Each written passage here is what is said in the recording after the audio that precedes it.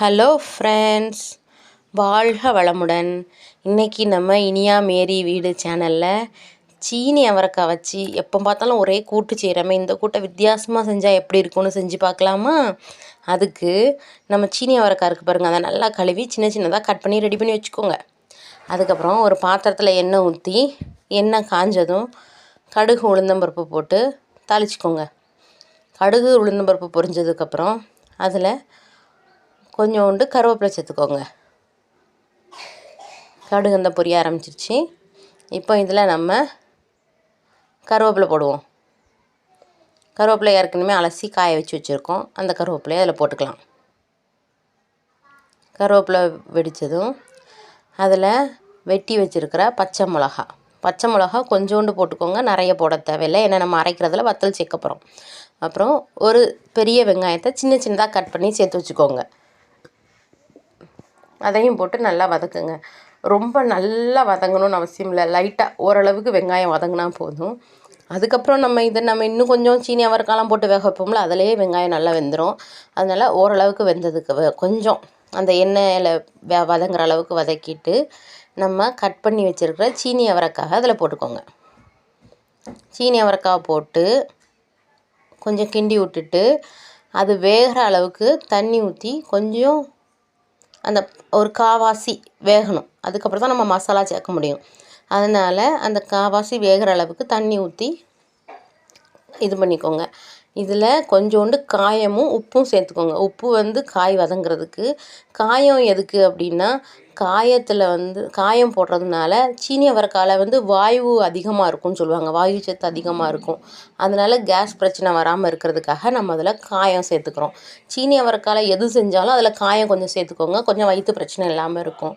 அதனால் அதில் கொஞ்சம் காயத்தையும் உப்பையும் சேர்த்து நல்லா வதக்கிட்டு அதில் தண்ணி அது முங்குற அளவுக்கு தண்ணி ஊற்றி வேக வச்சுருங்க. நல்லா வதக்கியாச்சு. வதக்குனதுக்கப்புறமா அந்த தண்ணி முங்குற அளவுக்கு, அதாவது காய் முங்குற அளவுக்கு தண்ணி ஊற்றி வேக வைக்கணும்.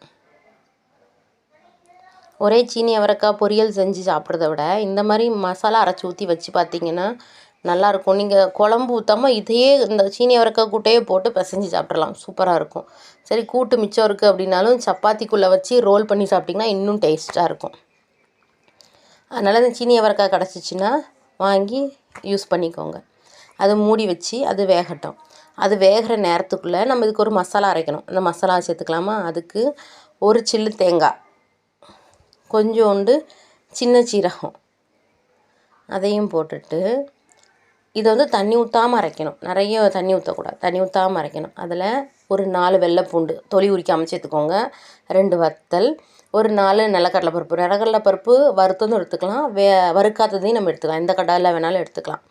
எடுத்துகிட்டு அதை நல்லா இந்த மாதிரி தண்ணி ஊற்றாமல் குறைன்னு அரைச்சிக்கோங்க.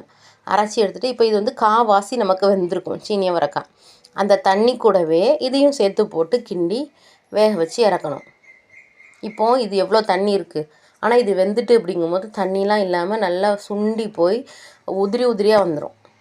அப்படி வந்துட்டு அப்படின்னா நம்மளோட சீனி அவரைக்காய் கூட்டு ரெடி ஆகிட்டுன்னு அர்த்தம். இந்த மாதிரி நல்லா கிண்டி எடுத்துக்கோங்க. ஆனால் இதில் காயம் போட மறந்துடாதீங்க. காயம்தான் இது நம்ம வாயு வராமல் பிரச்சனை தாக்காமல் நம்மளை இருக்கும். இதை கிண்டி விட்டுட்டு மூடி ஒரு 10 நிமிஷம் வேக வைங்க. நம்ம போட்டிருக்க மசாலாவோட பச்சை வாசனை போகணும், அப்புறம் சீனி அவரைக்காய் நல்லா வேகணும்.